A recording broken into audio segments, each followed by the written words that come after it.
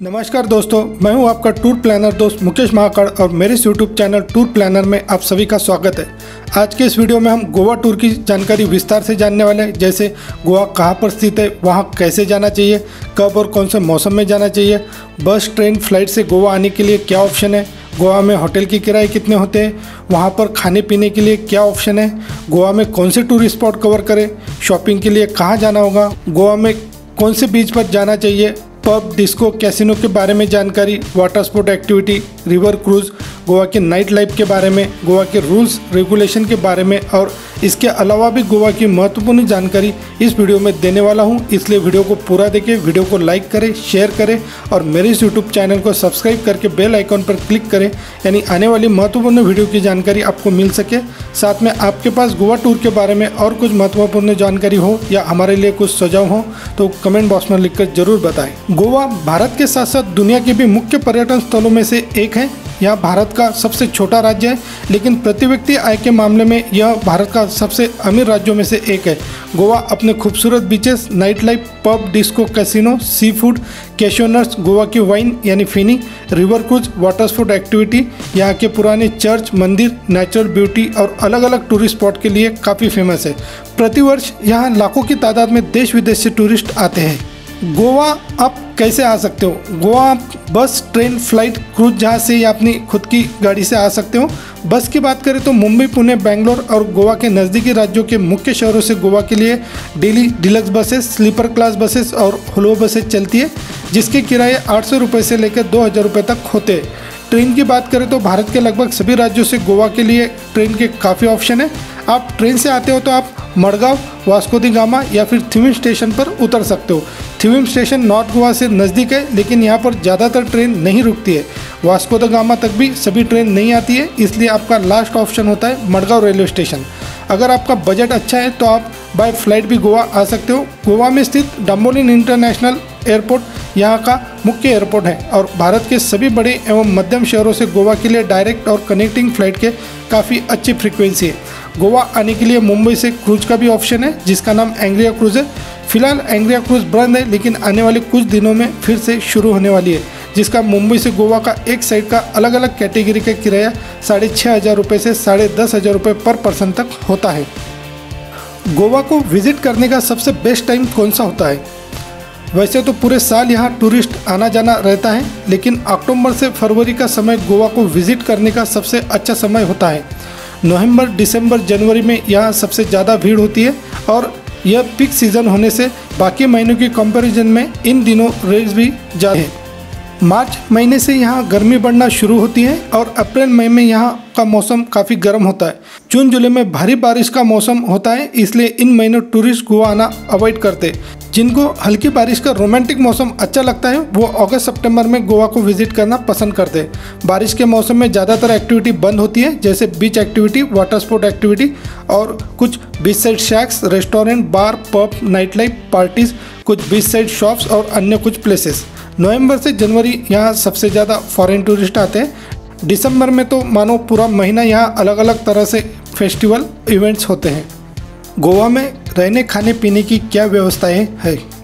गोवा में रहने के लिए आपको dormitory, home stay, budget lodge से लेकर 2 स्टार, 3 स्टार, 4 स्टार और 5 स्टार होटल और रिसोर्ट की कोई कमी नहीं है। एक से बढ़कर एक होटल और रिसोर्ट आपको यहाँ देखने को मिलते हैं। जिनके ऑफ सीज़न में किराए की बात करें तो डॉर्मेट्री 300-400 रुपये से आगे की रेंज में, होम स्टे या बजट लॉज 500-600 रुपये से आगे की रेंज में, 2 स्टार होटल 800 से 1000 रुपये से आगे की रेंज में, 3 स्टार होटल 1200 से 1500 रुपये से आगे की रेंज में, 4 स्टार होटल 3000 से 3500 रुपये से आगे की रेंज में और 5 स्टार होटल 5000 से 6000 रुपये की आगे की रेंज में मिलते हैं। वही सीज़न में इनके किराए लगभग 1.5 गुना या कुछ होटलों के डबल हो जाते हैं। दिवाली के 15 दिन और क्रिसमस न्यू ईयर के 15 दिनों में रेट सबसे ज़्यादा होते हैं। इस समय आप गोवा का प्लान करते हैं तो होटल 1-2 महीने पहले ही बुक कर लीजिए। आप भीड़भाड़ वाले एरिया में रहना चाहते हो तो आप नॉर्थ गोवा में होटल बुक कीजिए और आपको थोड़ा शांत और कम भीड़भाड़ वाला जगह स्टे करना है तो आप साउथ गोवा में स्टे कर सकते हो। बीच साइड होटल और रिसोर्ट के किराए ज़्यादा होते हैं, इसलिए अगर आपका बजट कम है तो आप बीच से थोड़ी दूरी वाली जगह या पंजिम और सिटी एरिया में भी होटल ले सकते हो। गोवा में खाने पीने के लिए आपको काफ़ी ऑप्शन मिलेंगे। साधारण 200-250 रुपये से लेकर 500 रुपये तक अलग अलग तरह की वेज नॉनवेज बजट थाली के रेट्स यहाँ होते हैं। वैसे तो महंगे महंगे होटल के भी ऑप्शन यहाँ हैं। आप अपने बजट के हिसाब से खाने पीने पर खर्चा कर सकते हो। गोवा में आपको दुनिया भर का सभी तरह का खाना मिल जाएगा। यहाँ का लोकल गोवा फूड और सी फूड भी काफ़ी फेमस है। प्योर वेज रेस्टोरेंट की मात्रा यहाँ कम है, लेकिन मिल जाएंगे। आप गूगल पर सर्च करके प्योर वेज होटल्स के डेस्टिनेशन देख सकते हो। गोवा में शॉपिंग की बात करें तो शॉपिंग के लिए पंजिम में और गोवा के सभी मेजर बीचेस के आसपास मार्केट बने हैं, जहां आपको अलग अलग वैरायटी की चीज़ें मिलेगी। आप गोवा से कपड़े, shorts, hats, beach wear, sea shell, galore, cashew nut, feni, port wine, music instrument, flavour tea, wooden carving, artwork, coconut craft, handicraft, Kunbi saris, spices, Goa bread और अन्य चीज़ों की शॉपिंग कर सकते हो। गोवा में पिकअप ड्रॉप और साइट सीइंग के लिए ट्रैवलिंग के क्या क्या ऑप्शन हैं? गोवा आने के बाद आप पिकअप ड्रॉप और साइट सीइंग के लिए सबसे सस्ते ऑप्शन की बात करें तो लोकल बस से पिकअप ड्रॉप और साइट सीइंग के लिए SIC बेसिस चलने वाली बस का टिकट बुक करके नॉर्थ गोवा और साउथ गोवा के सभी मेजर स्पॉट कवर कर सकते हो।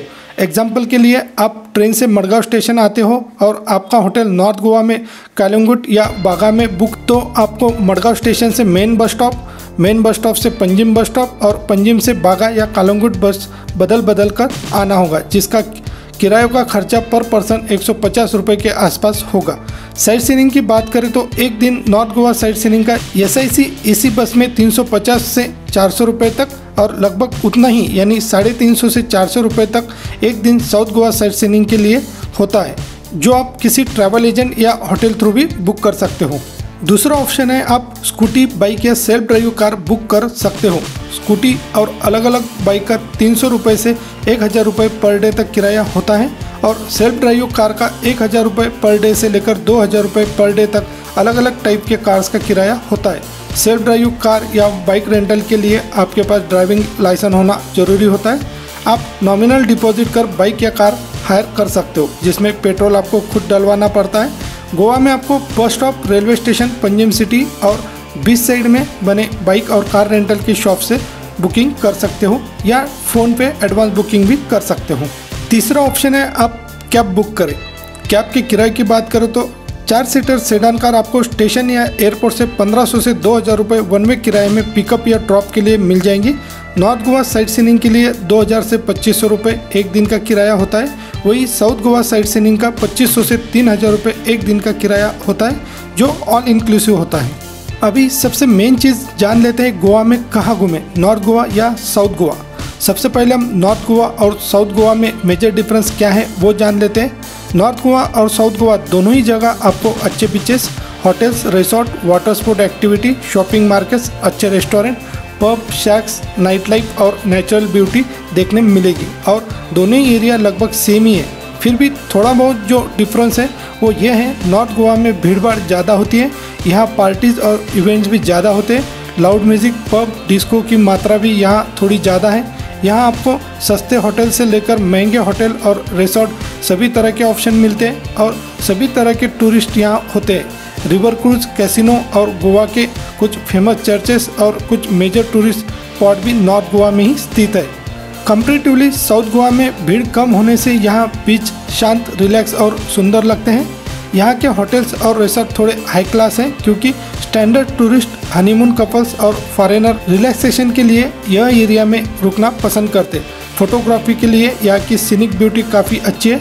नॉर्थ गोवा और साउथ गोवा एरिया दोनों ही अपने हिसाब से बेस्ट है और मेरा सुझाव है आप 5, 6 या 7 दिन का गोवा टूर प्लान करके सभी मेजर स्पॉट कवर करें। नॉर्थ गोवा में कौन कौन से बीचेस और मेजर टूरिस्ट स्पॉट कवर करें। सबसे पहले जान लेते हैं कलंगुट बीच के बारे में। कलंगुट बीच अपनी सुनहरी झील मिलाती रेत के लिए प्रसिद्ध है और उत्तरी गोवा का सबसे बड़ा समुद्र तट है।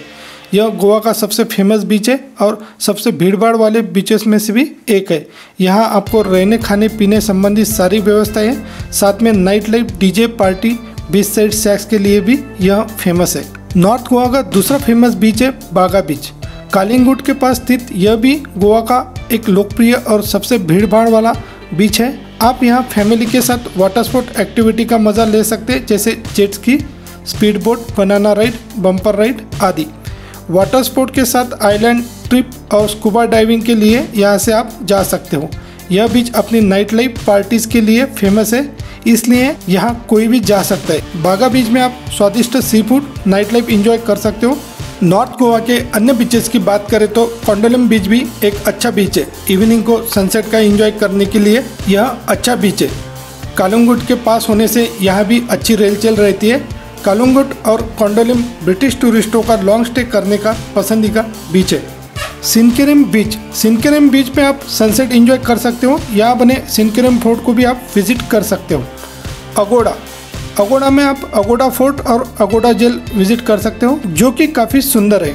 मोरजिम बीच, यह बीच तेजी से पर्यटकों में लोकप्रिय हो रहा है। इस समुद्र तट के बार और शैक्स यानी छोटी छोटी लकड़ियों के और बांस की झोपड़ियाँ इसे एक आकर्षक पर्यटन स्पॉट बनाते हैं और गोवा में मोरजिम बीच विदेशियों का भी पसंदीदा स्थल है। वेक्टर बीच, यहाँ समुद्र की रेतीली पट्टी के पीछे लाल रंग की चट्टानों का एक नाटकीय दृश्य देखने मिलता है। चट्टानों के नीचे की सुनहरी रेत है। पूरा समुद्र तट भी ऊंचे ताड़ के पेड़ों से भरा है। वेक्टर को क्रेजी ट्रांस पार्टियों के लिए जाना जाता है। यहाँ के क्राउड में ज़्यादातर युवा, यूरोपीय और भारतीय यात्री होते हैं।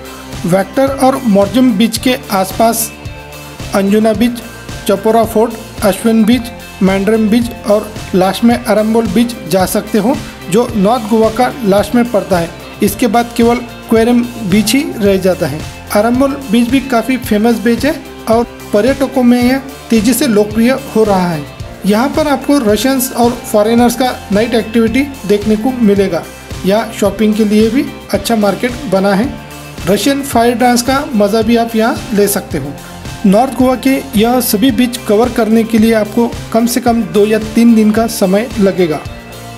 नॉर्थ गोवा बीचेस के बाद आप पंजिम सिटी और ओल्ड गोवा में कौन से टूरिस्ट स्पॉट है ये जान लेते हैं। ओल्ड गोवा में आप Saint Augustine tower, Se cathedral church, basilica of Bom Jesus, archaeological museum of Goa, wax world museum को विजिट कर सकते हो। पंजिम साइट सीइंग की बात करें तो आप पंजिम सिटी और पंजिम बाजार को विजिट कर सकते हो।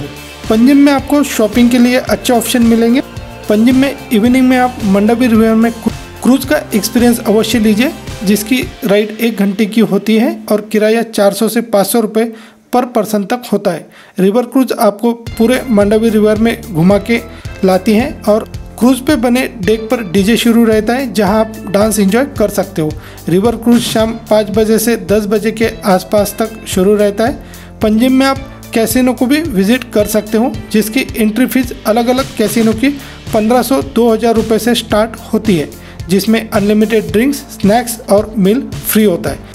कैसीनो में आप डांस और अदर एक्टिविटी भी इंजॉय कर सकते हो या फिर कैसीनो भी खेल सकते हो। कैसीनो में जाना है तो इस बात का अवश्य ध्यान रखें कि कैसीनो में स्लीपर, शॉर्ट्स, बरमूडा पहनकर एंट्री नहीं होती है, इसलिए आपको फॉर्मल या कैजुअल ड्रेस के साथ पैरों में जूते होना जरूरी होता है। इसके अलावा आप पंजिम सिटी से मात्र 3-4 किलोमीटर की दूरी पर स्थित मिरामार बीच और उसके आगे का टोनापौला बीच भी विजिट कर सकते हो। नॉर्थ गोवा, ओल्ड गोवा और पंजिम में बताए बीचेस और टूरिस्ट स्पॉट में से आप अपने इंटरेस्ट अनुसार चयन कर सकते हो कि आपको कहाँ घूमना है। इसके अलावा भी आपके पास और ऑप्शन है साउथ गोवा बीचेस और टूरिस्ट स्पॉट का। साउथ गोवा बीचेस की बात करें तो सबसे पहले देखते हैं पोलोलम बीच। पोलोलम बीच गोवा के दक्षिण भाग में स्थित मडगांव से लगभग 38 किमी की दूरी पर स्थित एक खूबसूरत बीच है, जो कि सफ़ेद रेत के स्वर्ग के रूप में जाना जाता है। यह बीच ऐसे पर्यटकों के लिए एक आदर्श स्थान है जो कि शांति की तलाश में रहते हैं। इसमें कोई आश्चर्य की बात नहीं कि यहाँ पर्यटकों की भीड़ काफ़ी भारी तादाद में होती है, जिसमें देशी और विदेशी पर्यटक भी शामिल होते हैं। इस बीच पर दूर दूर तक फैली समुद्र तट के किनारों पर मस्ती करने, आराम करने और अन्य गतिविधियों का आनंद लिया जा सकता है। पोलोलम बीच साउथ गोवा में घूमने के लिए सबसे अच्छी जगहों में से एक है। पोलोलम बीच में आपको कयाकिंग ट्रिप के ऑप्शन मिलते हैं। यहाँ आप बोट से बटरफ्लाई बीच भी जा सकते हो। यहाँ के सनसेट के नज़ारे भी काफ़ी सुंदर होते हैं। शॉपिंग के लिए यहाँ अच्छा मार्केट भी बना है। यहाँ की नाइट लाइफ काफ़ी अच्छी होती है। बीच साइड शैक्स भी यहाँ हैं। फायर डांस भी यहाँ देखने को मिलता है। यहाँ का क्लबिंग का एक्सपीरियंस काफ़ी यूनिक होता है। हेडफोन म्यूजिक पार्टी का एक्सपीरियंस भी आप यहाँ ले सकते हो। कोलवा बीच गोवा के मडगांव शहर से 6 किलोमीटर की दूरी पर दक्षिण गोवा में स्थित है। कोलवा बीच पर्यटकों के द्वारा सबसे अधिक देखे जाने वाला बीच है। कोलवा बीच 25 किलोमीटर लंबे क्षेत्र में फैला है, जो कि उत्तर में बोगामलाव से लेकर दक्षिण में काबोडी राम तक इसका तट क्षेत्र है। कोलवा बीच पर सफ़ेद रेत इसकी सुंदरता में और अधिक इजाफा करती है। यहाँ नारियल के पेड़ों को लहराते हुआ देखना अपने आप में एक अनूठा अनुभव होता है। बेनालिम बीच गोवा के दक्षिण में स्थित कोलवा बीच से 2 किलोमीटर की दूरी पर स्थित एक खूबसूरत बीच है। बेनालिम बीच पर बने मंदिर और प्राचीन चर्च के अलावा घरों में पुर्तगालियों द्वारा की गई खूबसूरत वास्तुकला की झलक देखने को मिलती है। काबोडी राम बीच दक्षिण गोवा में स्थित एक सुंदर एकांत बीच है और दक्षिण गोवा में घूमने के लिए सबसे आकर्षक जगहों में से एक माना जाता है।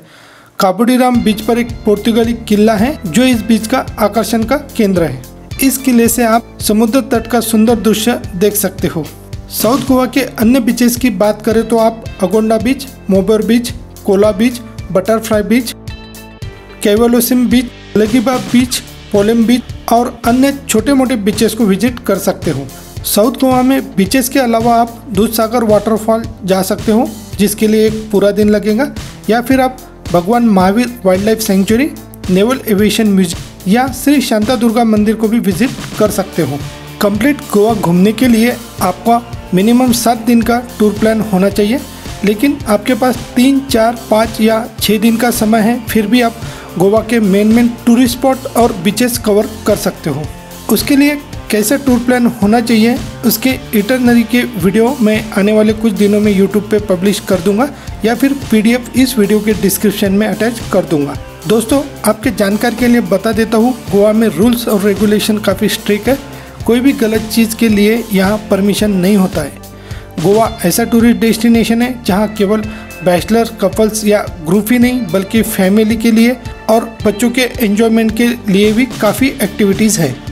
इस बात पर अवश्य ध्यान दें, अगर आप नॉर्थ गोवा में किसी भी जगह स्टे करते हो और ट्रैवल एजेंट से, होटल से या अन्य जगह से 1 डे नॉर्थ गोवा और 1 day south Goa sight seeing के लिए कैब या SIC बेसिस बस बुकिंग करते हो, या फिर आपको पैकेज में कॉम्प्लीमेंट्री मिलता है, तो नॉर्थ गोवा में जनरली फोर्ट अगुडा, कालुंगुट बीच, बागा बीच, अंजुना बीच, वेक्टर बीच और 1-2 स्पॉट कवर कराते हैं। और साउथ गोवा साइट सीइंग में आपको saint Augustine tower, cathedral church, basilica of Bom Jesus, archaeological museum of Goa, Panjim Bazaar, Lonavala बीच, मिरामार बीच और 1-2 स्पॉट कवर कराते हैं जो बेसिकली ओल्ड गोवा में और पंजिम में है। कुछ एजेंट्स इसमें कोलवा बीच और अन्य 1-2 बीच या स्पॉट कवर कराते हैं जो प्रॉपर साउथ गोवा में है।